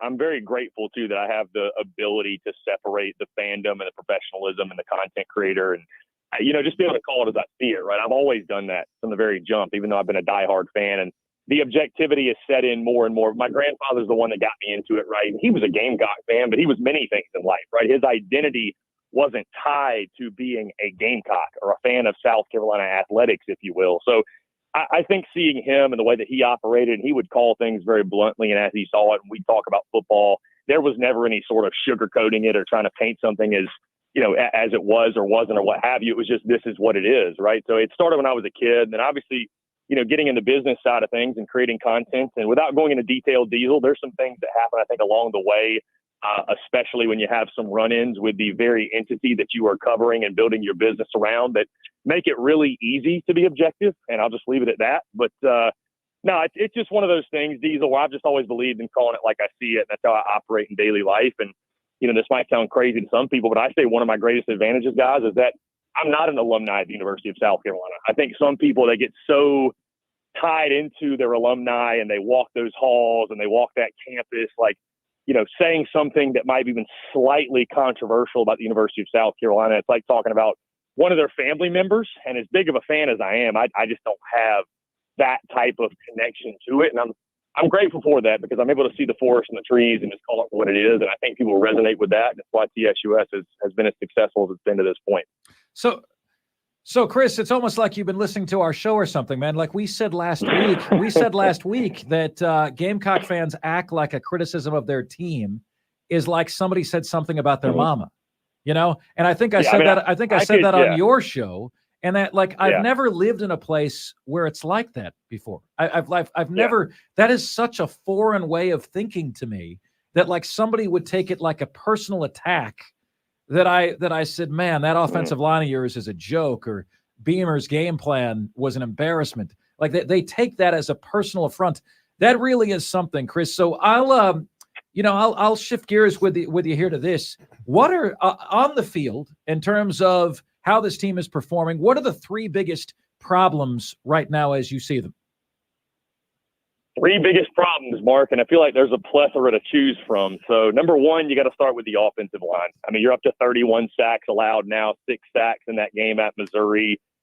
You just don't have a chance, right? Like you said, Mark, it's a one-man football team. Spencer Rattler, God bless him. And, guys, I'm actually starting to get worried about Spencer Rattler's well-being because he took some shots in that Missouri game that I was just happy to see him get up. I mean, really, truly, it got scary there for a moment. So I'd say number one is offensive line. Number two, I would say, guys, defensive identity from the standpoint of, if it's not one thing, it's another for this Gamecocks defense. They sell out to stop the run. They get gutted in the passing game. They sell out to stop the pass. They get gutted in the running game. Like, they just can't do two good things at one time necessarily. Like, they're not really good at anything, right? They're averaging about 7.9 yards per play allowed in the passing game, about 5 yards per carry allowed in the rushing attack. Like, they're just really not good at anything. And, guys, I would say the third thing that's the biggest problem area, deficiency, what have you, I just don't think Beamer ball is playing the type of role it played last year in the first 2 years of Shane Beamer's tenure. And, that was something, guys. It's one thing because obviously you're making a big play, you're blocking a punt, you're blocking a kick, you're taking a kick. But, guys, what it does for momentum, it completely flips the game on its head, right? All of a sudden, the other team is frazzled. They're kind of scrambling. Now they're playing behind the 8 ball. South Carolina just hasn't gotten those momentum-changing plays. And that was one of the things, guys, right, that worried us so much coming into this year because you can't bank on those things happening year after year after year. Sometimes you got to win football games in conventional ways, and they just haven't been able to do that. So, guys, there are others. I mean, I could talk about injuries. I could talk about road woes. Thankfully, the last road game of the season is upcoming. But, when you ask me my biggest problem areas, those would be my top three right now. Chris, do you foresee any major coaching changes this offseason? Obviously, with Dowell Loggins just getting there, you're probably not going to make a change at OC. But, you have to have talented players, but you have to have coaches that can put them in the right position and train them what to do in certain situations. Are we going to see a coaching change? Well, first off, I think Dowell Loggins is absolutely safe. You look at what he's done with Spencer Rattler. I know the home and road splits have been really, really tough. They're disturbing to a degree. I think you also have to look at the competition they played on the road. But Dowell Loggins, after 1 year, he's going to be safe, right? I don't think this is a Danny Eno situation, anything like that. But I will be stunned if there's not a major overhaul in this staff in the offseason, starting with Clayton White at defensive coordinator. I know Shane Beamer's loyal to a fault. I totally get that and understand that. And he gives his guys every opportunity to succeed. I mean, guys, look at Marcus Satterfield. He gave him all the time he could. And I think it took a little bit of extra motivation to get Marcus Satterfield finally kicked out of there. I got to think Clayton White's gone, man. Something's got to give. They've got to make an adjustment. They've got to make a change. There's going to be immense pressure behind closed doors to make that happen. I wouldn't be surprised to see Montario Hardesty, the running backs coach, get the boot. I wouldn't be surprised to see a change at the offensive line coach, Lonnie Teasley, although he's recruiting really well.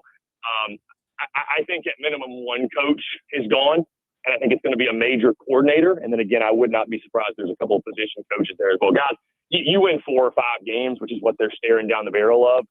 You got to change up something, right? Because the definition of insanity is doing the same thing over and over and over again. And he'll be entering a pivotal year 4 of his tenure because, guys, as we know, coaches aren't getting 6, 7, 8 years to build a program. If this thing, in my opinion, is not rolling by 2025, I think that's when we really start talking about Shane Beamer, hot seat. Does the future include him as the head coach? So I think something's going to have to give, and I think it will. Well, that was going to be actually, Chris, you kind of touched on it. My next question is, like, if we're sitting here next year and he's 2-5, does he get a year 5? That's a great point, Mark, because it's you know why it's a great point. It's really easy to sit here, Mark, and say, because I was asked this question after the game Saturday, and I said, I think he gets to 2025 at minimum. I think he gets 5 years because you look at next year, Mark. I mean, I know there's no excuses, but you're going to have a redshirt freshman quarterback with no experience. O-line and D-line are inevitably going to be question marks again. You might have a new D coordinator. And, by the way, the schedule, I know it's not as tough as Florida's, but it's still a really, really tough but you get 4 wins. Chris, you get Old Dominion, right. Akron, Akron, Wofford, and Vanderbilt. Give me a break. Right. So you start 4-0.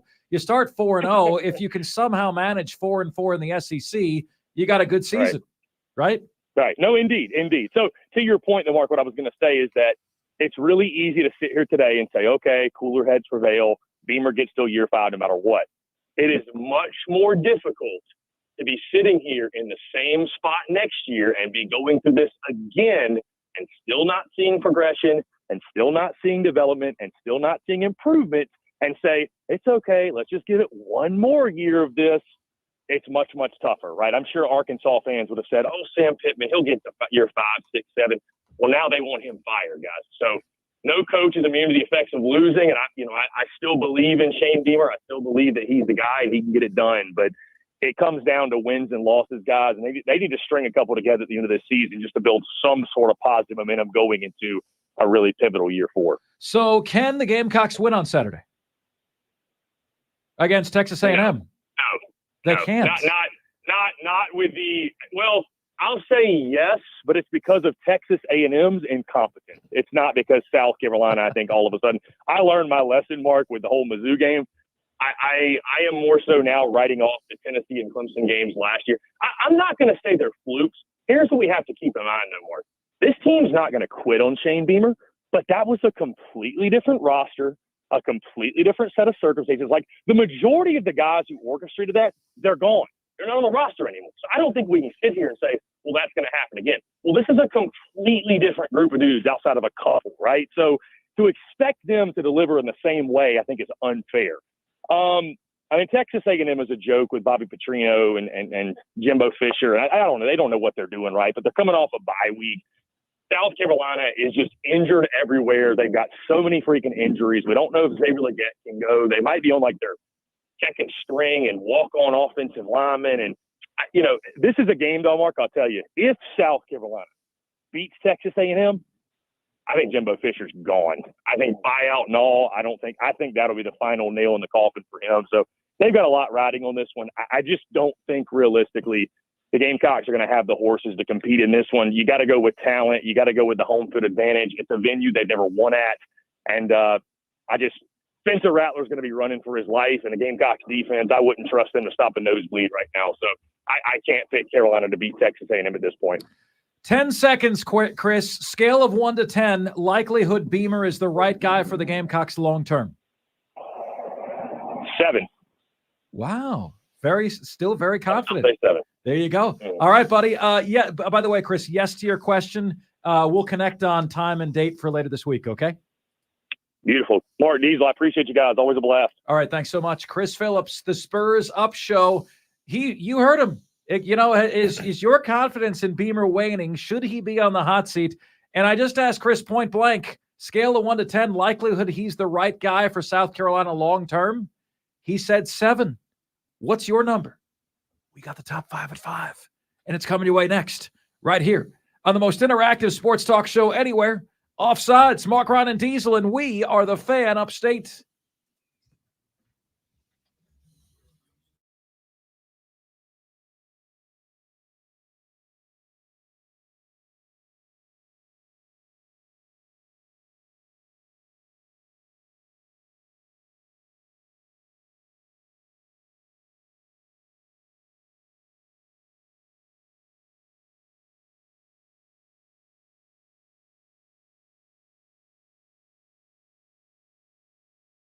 What's good, my friends? This is the most interactive sports talk show anywhere. It's Offsides. Mark, Ryan, and Diesel, and we are the Fan Upstate, rolling on until 7 o'clock p.m. today. I love you guys. I mean that. Thank you very much. Like, whether we agree or disagree, so long as you've been fair and kind, I love you. I care about you. I appreciate you guys more than you ever know. You guys are the reason why we get to not work for a living. Seriously, you're the reason. And please know that we never, ever, ever take that for granted or take you for granted. Thank you guys so much. Oh, everyone always asks, well, what can we do to support the show? Top 2 things. Number 1, support our sponsors. If you hear us talking about them and you can support them, that's a massive help. Number 2, spread the word about the show.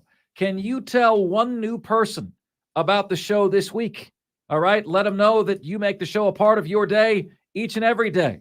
and that they should find the time to do the same. What do you say? All right, guys, here's how you can be a part of it. 844-FAN-PHONE. That's 844-FANFONE. That's 844-326-3663. And the MadWorldAttractions.com text line is there for you at 71307. Just start your text with the word fan, and away you go. Diesel, before we get to the top 5 at 5, this sounds really dicey. This from ESPN. The scope of the University of Michigan's alleged sign-stealing operation includes both video evidence of electronics prohibited by the NCAA to steal signs and a significant paper trail, sources told ESPN. Stalions, this guy, I think his name is Eric Stalions, Connor Stalions, former Michigan staffer, forwarded the tickets he bought to at least 3 different people in different areas of the country, which hints at the breadth of the operation. The NCAA is expected to receive video evidence this week of illegal technology used in scouting tied to tickets purchased by Stalions, according to sources.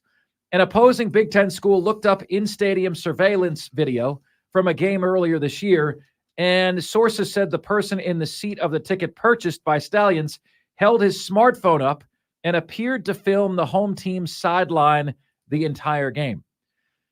Diesel, it sounds dicey. I don't know how you ever prevent that from happening.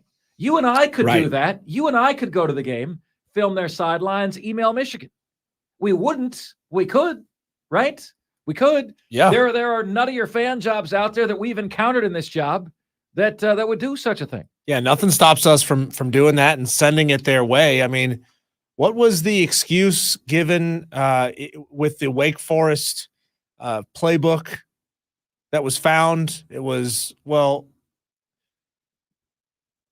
we have it. We just didn't turn the person in for giving it to us. It was Beamer. We knew it. Yeah, we knew that we shouldn't have this, but we didn't really do anything about it to stop it. No, we just have it. We shouldn't have it. We have it. We didn't tell anybody that we didn't have it, and we promised we didn't use it. We didn't use it. We promised we didn't Yeah. use it. Oh, boy. Take our word for it. We didn't use it. All right, guys. What do you say? We get to that jam. We call it the top 5 at 5. The top 5 biggest sports stories of the day. The top 5 topics we're discussing. Ladies and gentlemen of the upstate, Offsiders, the top 5 at 5 starts right now. And now, the top 5 at 5. And 5, 4, 3, 2, 1. Hit it. 5. At number 5. Oh, guys, the Clemson Tigers. Oh, my God. It is unfathomable to me how far Clemson has fallen. Dabo Swinney has been summoned to a come-to-Jesus meeting with himself. And it's got to be beyond frustrating and humiliating to have the announcers, Tom Hart, Jordan Rogers, openly criticizing the play calls during the game. You're watching them. These are unbiased people. And they're saying, essentially, what the hell is Clemson doing? 3rd and goal, a quarterback draw from the 13-yard line. 4th and goal, last play of the game from the 1. And you line up in shotgun to snap the ball back to the 5-yard line? Guys, look, Dabo's forgotten more about football than I'll ever know. But in this one instance, you tell me what play has a higher chance of success. You're at the half-yard line, snap the ball back in shotgun to the 5-yard line, as Dabo did Saturday, and as Dabo did also in 2014 against Florida State with Cole Stout.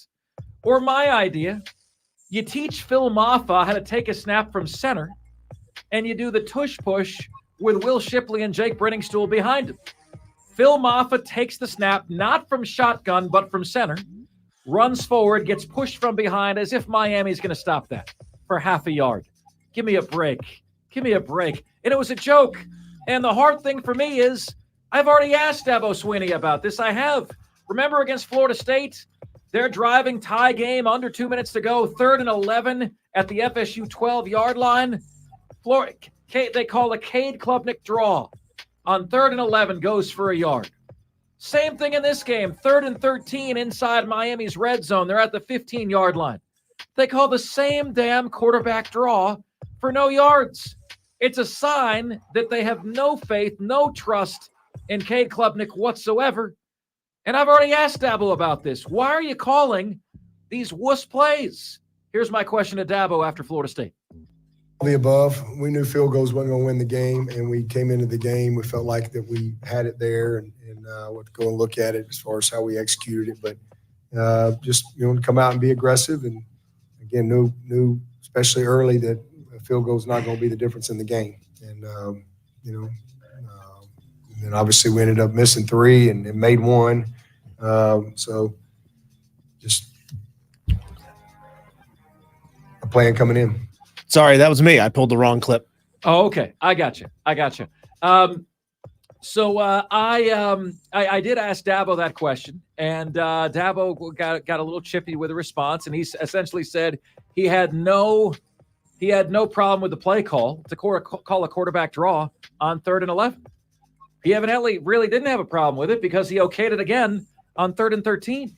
They have no trust whatsoever in Cade Klubnik, and it makes no sense to me, guys. It makes no sense. And I'm looking at that game, and I'm watching that game, and it's unreal to me how mistake-prone Clemson's key players are. Cade Klubnik plays as reckless as Kramer from Seinfeld walks through a door. Okay? Phil Maffa, Will Shipley attend Fumble University. You cannot win with that trait.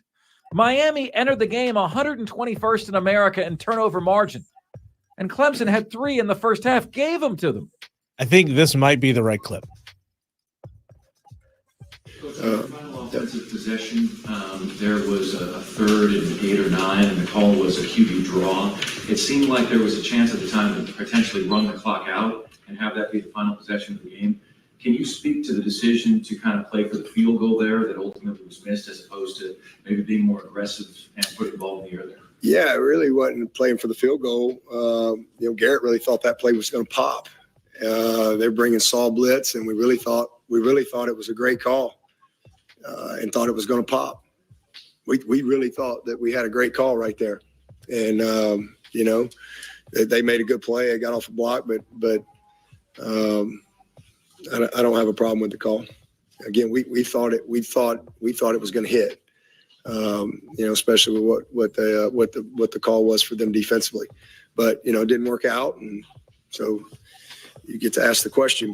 But I have no problem with how Garrett called the game. Thought he did a heck of a job. Gave us a chance to win. He did the same damn thing.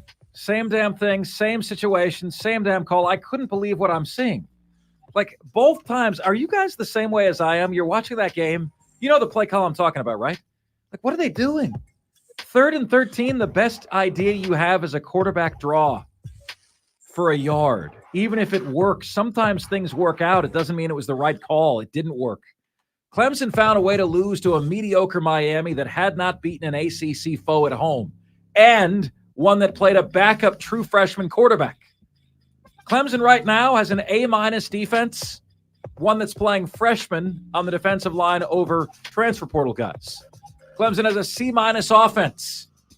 They got a poor offensive line. They lack game breakers, and they got a QB that makes awful decisions.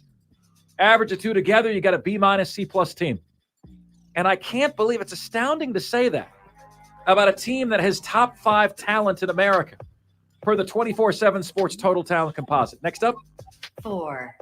At number 4 today on the show, how about the Furman Paladins? Best team in the Palmetto State.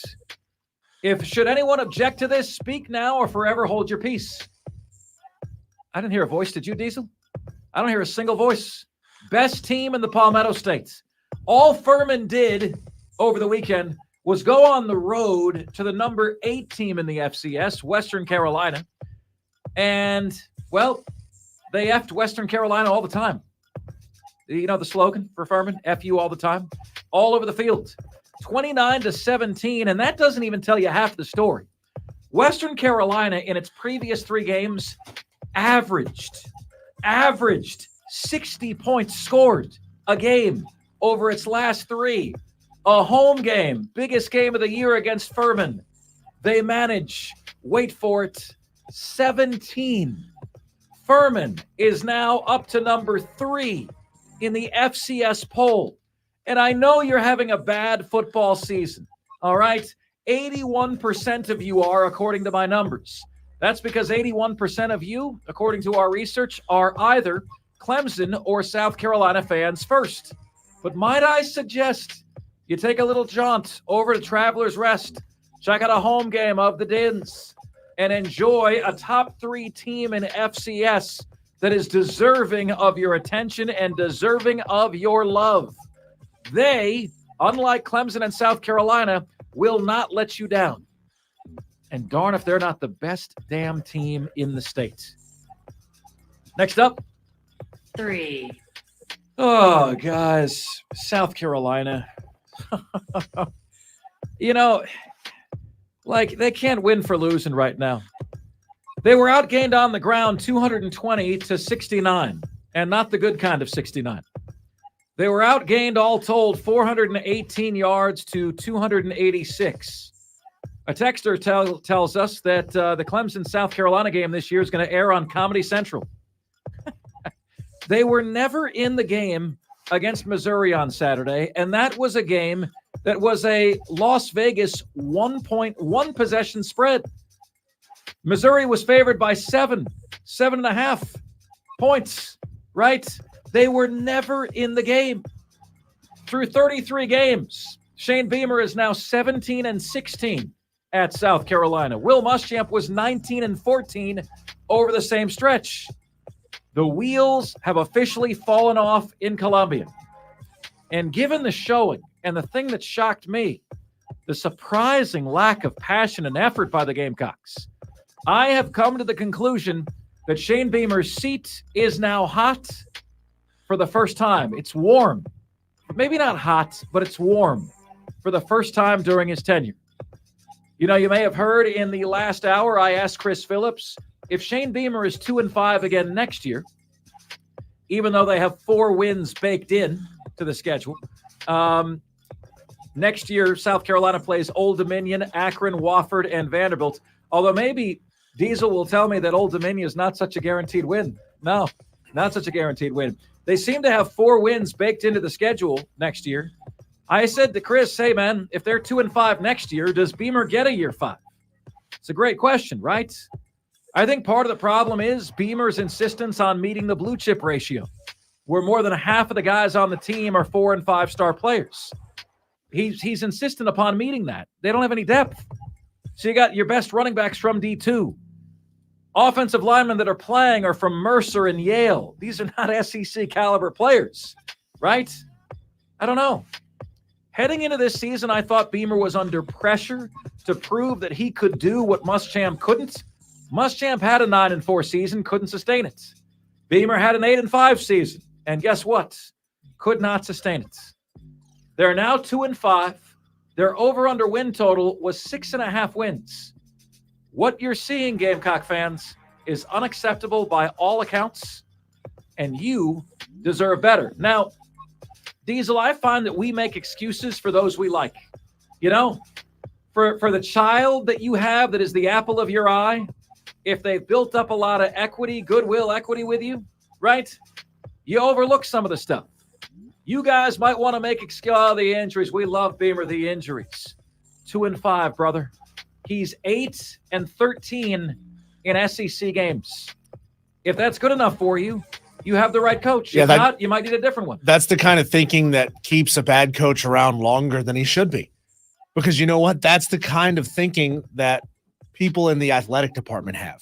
Oh, it's not the coach's fault. We want to be right about Shane Beamer. We want to be right about him. App State's going through the same thing. We want to be right about Sean Clark. We believe he's the guy. We want to be right about him so badly that we want to excuse all these terrible decisions, all these lost close one-possession games. We want to excuse all of it and just say, oh, it's because they're young this year. Oh, it's because there's some injuries on the team this year. Guess what? It's the middle of the season. Everybody's got injuries. Everybody's got hurt players. Everybody. Injuries is not an excuse at this point in the season. It's not. And that's the thought process that keeps guys around longer than they should be, because you excuse away the losses as just bad luck. You make excuses for those you love. Don't do it. Make it a business decision. Next up. 2. Was looking forward to this, Diesel.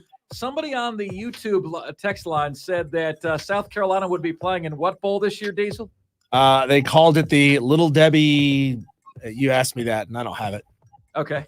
I mean, I'm gonna have to scroll up like 100 okay. messages. It's okay. No, the Little Debbie something or other bowl. Okay, Yes. they called it. And so Diesel got talking with the YouTube crowd about the top 3 Little Debbie snacks. Yeah. All right.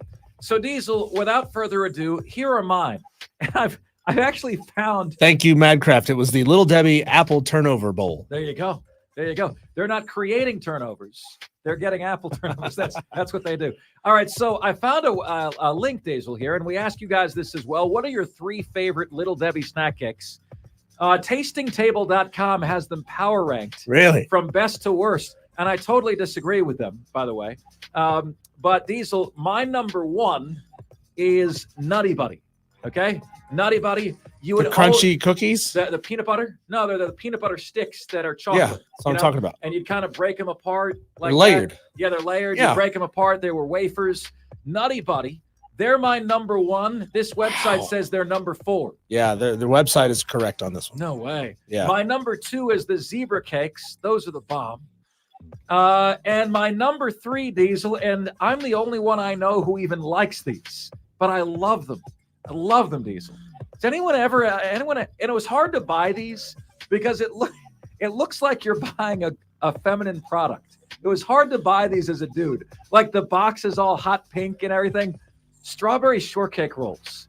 They had like the circle of cream and strawberry. In them. You see this? Yeah, Diesel, it was hard to bring that box up to the checkout with it. They're for my like daughter. that. They're for my daughter. Yeah, it was hard. I love me the strawberry shortcake rolls, the zebra cakes, and then the Nutty Buddy. You guys know I got this right? Mongo says that you're a stoner. None of your top 3 is in my top 3. Well, that's because I got it right. Yeah. My number 1 are the fudge rounds, which is basically like it's a fudge cake cookie on both sides, and then there's chocolate cream in the middle. That's my number 1. Number 2 is the Swiss cake roll, which is not that different from these strawberry shortcake rolls. Not that different. It's just chocolate on the outside instead of strawberry. And then number 3 is the OG oatmeal cream pie. Ooh. Now tell me about, describe your number 1 to me. What makes this the bomb? It's the bomb because it's chocolate on chocolate on chocolate. It's a fudge. It's essentially like an oatmeal cream pie, just made out of fudge. Yeah. You know, it's a chocolate, whatever cake style it is on both sides of it, with chocolate in the middle, and it's drizzled with fudge on top. Now they say the fudge rounds are number 9. What? Okay. Unbelievable. What was your number 2, Diesel? My number 2 were the we had the Swiss cake rolls. Oh, the Swiss cake rolls. Yeah, they say the Swiss cake rolls are number 6. Okay.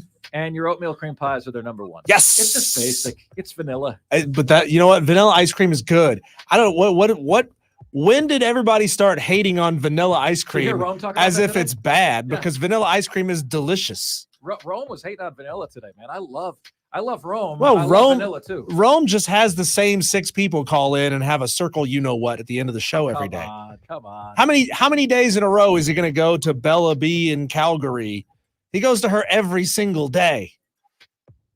It's boring. And finally, 1. Should the NFL outlaw the tush push, ladies and gentlemen? The answer is yes. The why is what is interesting. The real answer is none of these Little Debbie products are bad. They're all good. Yeah, they are. They really are. Guys, the tush push that Jalen Hurts and the Eagles have mastered should be outlawed, but only a version of it should be outlawed. You should not be able to push a player forward. Remember when Reggie Bush beat Notre Dame? It was at that point called the Bush push, and they pushed him forward, right? Reggie Bush pushed Matt Leinart into the end zone. And Notre Dame had let that grass grow to be like weeds to try to slow down USC. And USC beat him at like the very last second of the game. Remember that, right?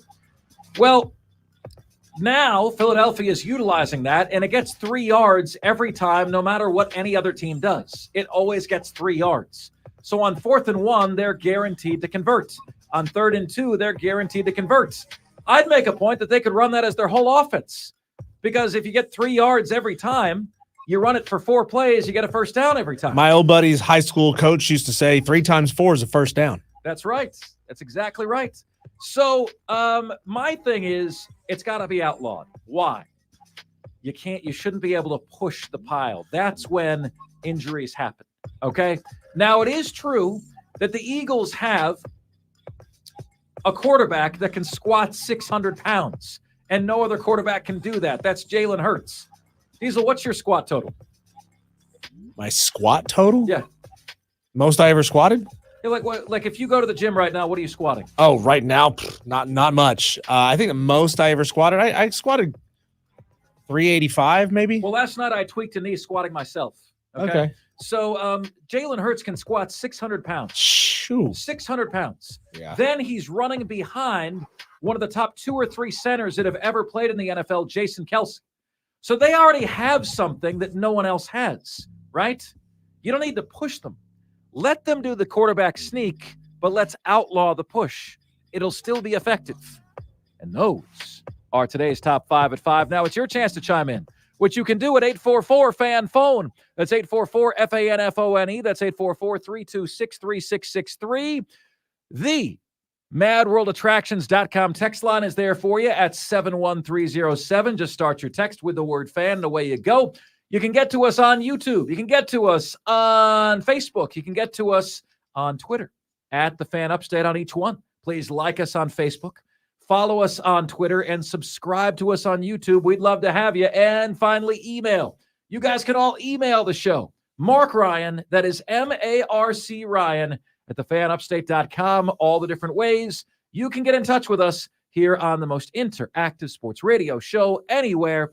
Coming up next, believe it or not, the controversy involving Dabo Swinney was only heightened after the game. We'll get to that on the flip side here on the show that gives you both sides. It's Offsides, Mark Ryan and Diesel, and we are the Fan Upstate. Our fans suck.